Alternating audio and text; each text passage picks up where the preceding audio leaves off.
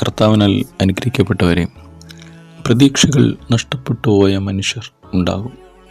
അപമാനത്തിൻ്റെയും നിന്ദയുടെയും ആരോപണങ്ങളുടെയും വഞ്ചനയുടെയും തിരസ്കരണത്തിൻ്റെയും കഷ്ടതകളുടെയും ക്രൂശാരോഹണത്തിൻ്റെയും അവസ്ഥകളിൽ ഒറ്റപ്പെട്ടു പോയവർ ഉണ്ടാകും. ദൈവം പോലും ഇല്ലെന്ന് തോന്നുന്ന സന്ദർഭങ്ങളും വന്നേക്കാം.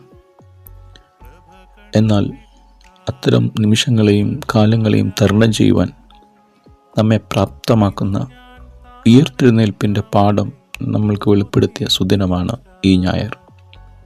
എല്ലാറ്റിനും അപ്പുറം ഒരു ഉയിർപ്പുണ്ടാകും.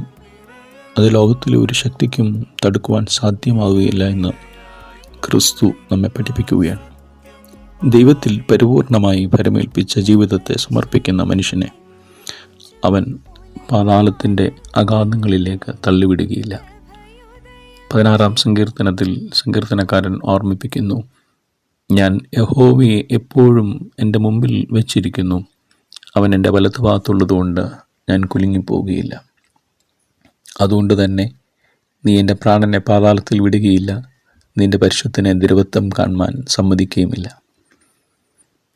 ജീവൻ്റെ വഴി നീ എനിക്ക് കാണിച്ചു തരും, നിൻ്റെ സന്നിധിയിൽ സന്തോഷപരിപൂർണതയും നിൻ്റെ വലത്തുഭാഗത്ത് എന്നും പ്രമോദങ്ങളും ഉണ്ട്.